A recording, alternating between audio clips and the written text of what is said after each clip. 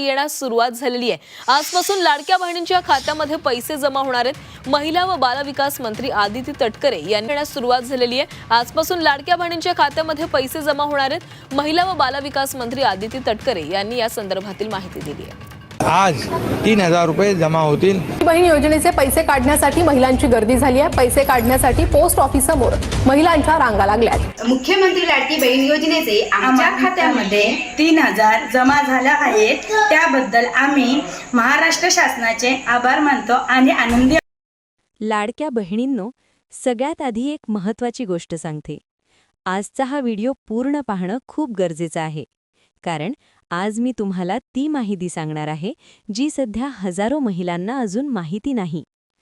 February महिन्याचा जो 1500 रुपयांचा हप्ता अडकलेला होता आणि आता चालू असलेल्या मार्च महिन्याचा 1500 रुपयांचा हप्ता, हे दोन्ही हप्ते एकत्र म्हणजे 3000 रुपये अनेक महिलांच्या खात्यामध्ये जमा होण्यास सुरुवात झाली आहे। पण इथे एक मोठा प्रश्न आहे। काही महिलांना 3000 रुपये आले आहेत आणि काही महिलांच्या खात्यात अजूनही पैसे आलेले नाहीत। मग नेमकं काय चाललंय?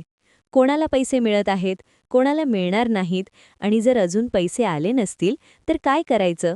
हे सगळं मी आज अगदी सोप्या भाषेत सांगणार आहे, म्हणून व्हिडिओ शेवटपर्यंत नक्की पहा।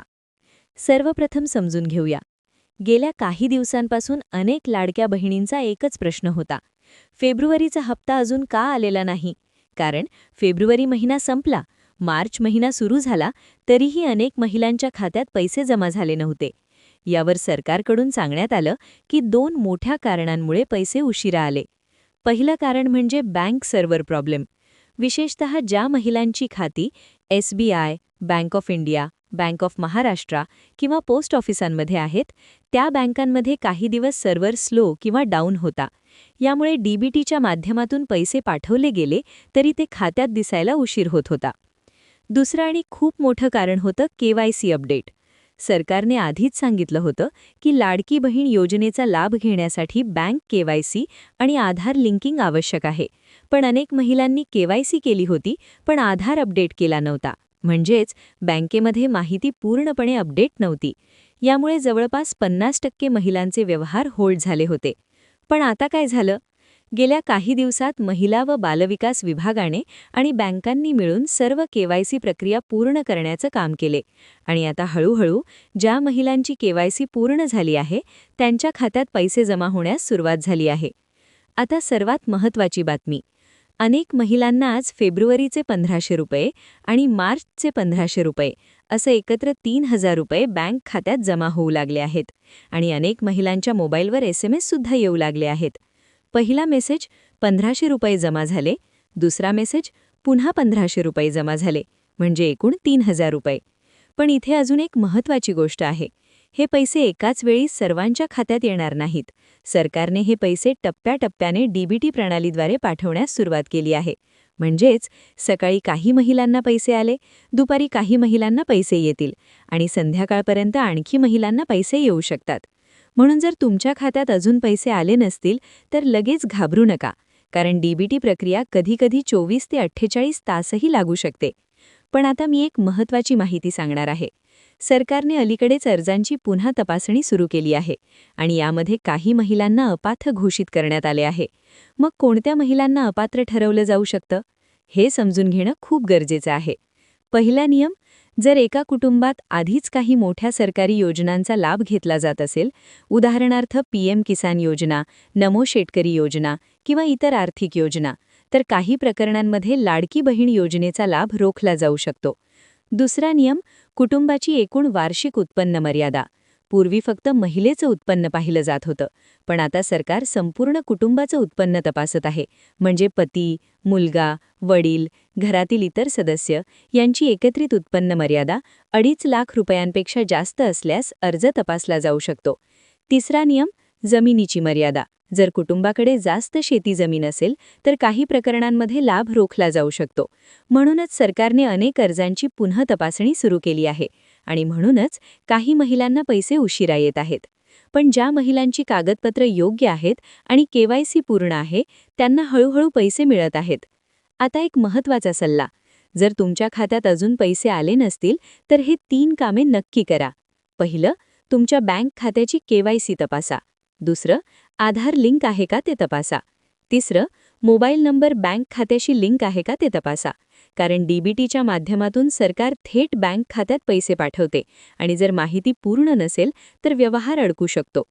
लाडक्या बहिणींनो, आज अनेक ठिकाणी बँका आणि पोस्ट ऑफिसांसमोर महिलांची मोठी गर्दी दिसत आहे. कारण सर्वजणी आपल्या खात्यात पैसे आले का हे तपासत आहेत. पण लक्षात ठेवा, सरकारकडून पैसे पाठवण्याची प्रक्रिया सुरू झाली आहे आणि पुढील काही तासांमध्ये किंवा पुढील 1-2 दिवसांमध्ये अनेक महिलांच्या खात्यात 3,000 रुपये जमा होऊ शकतात. म्हणून घाई करू नका. मोबाईलवर येणारा बँक SMS नक्की तपासा किंवा ATM, बँक पासबुक किंवा बँक ॲपमधून खाते तपासा. जर तुम्हाला अजूनही पैसे आले नसतील तर पुढील अपडेट मी तुम्हाला या चॅनलवर देत राहणार आहे. म्हणून लाडक्या बहिणींनो, जर तुम्हाला अशाच सरकारी योजना, बँकिंग अपडेट आणि आर्थिक माहिती सोप्या भाषेत हवी असेल तर चॅनल नक्की सबस्क्राईब करा. आणि एक काम नक्की करा, कॉमेंटमध्ये लिहा 3,000 रुपये आले का नाही, कारण त्यामुळे इतर महिलांनाही समजेल की सध्या कोणकोणत्या ठिकाणी पैसे जमा होत आहेत. लाडक्या बहिणींनो, आजची ही माहिती तुम्हाला उपयोगी पडली असेल अशी आशा आहे. पुढील मोठी अपडेट घेऊन मी पुन्हा तुमच्यासमोर येणार आहे. तोपर्यंत धन्यवाद.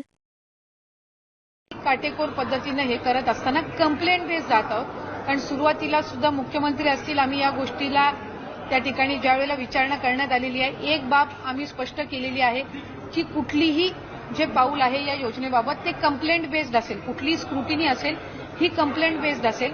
आज जे आम्हाला कंप्लेंट्स आलेले आहेत त्या आधारे आपण ही पुढची जी प्रक्रिया आहे किंवा कारवाई आहे तर सकट स्क्रुटिनी होणार नाही.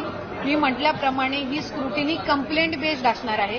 या संदर्भामध्ये आम्ही आधी सुद्धा स्पष्टता दिलेली आहे की आपण साधारणपणे अधिकाधिक गरजू महिलांना हा लाभ मिळण्याच्या दृष्टिकोनातून ही योजना आणलेली आहे. त्या संदर्भातली योग्य तो विचार करून आम्ही या 5 बाबी आणि या 5 बाबी या आपण GR मध्ये नमूद केलेल्या आहेत. कुठेही आपण शासन निर्णयामध्ये बदल करत नाही आहोत. कुठल्याही एका योजनेचा जर आपण लाभ घेत असाल, समजा उदाहरणार्थ संजय गांधी निराधार योजना आहे, त्याचा लाभ 1500चा आहे, म्हणून त्या ज्या लाभार्थी आहेत संजय गांधीच्या ह्या आपण लाडक्या बहीणमध्ये घेतलेल्या नाहीयेत. पण नमो शेतकरी जी योजना आहे याचा 1000 रुपयाचा लाभ आहे. आपण GR मध्येच नमूद केलेला आहे की आपण 1500 जो फरक असेल ती फरकाची रक्कम आपण देणार. त्याच्यामुळे याच्यात आपण कुठेही GR मध्ये आपण बदल करत नाही. दुचाकी आहे, आम्ही GR मध्येच नमूद केलेला आहे, पण 4 चाकी यांनी काही कंप्लेंट्स आम्हाला आलेल्या आहेत तर त्याच्यानी आपण फक्त इनिशिएट करत नाही आहोत. त्याच्यामुळे मी स्पेसिफाय केलेलं आहे की या 5 बाबी इन्कम टॅक्स म्हणजे उत्पन्नामध्ये जर वाढ झालेली असेल, 2.5 लाखाच्या पलीकडे जर कुठल्या लाभार्थ्यांचं उत्पन्न गेलं असेल तर ते आता त्या योजनेसाठी लाभार्थी म्हणून पात्र नाही आहेत. जर दुचाकीच्या वर जर कोणाची वाहनं 4 चाकीची असतील ते पात्र नाही आहेत. जर ते इंटरस्टेट जर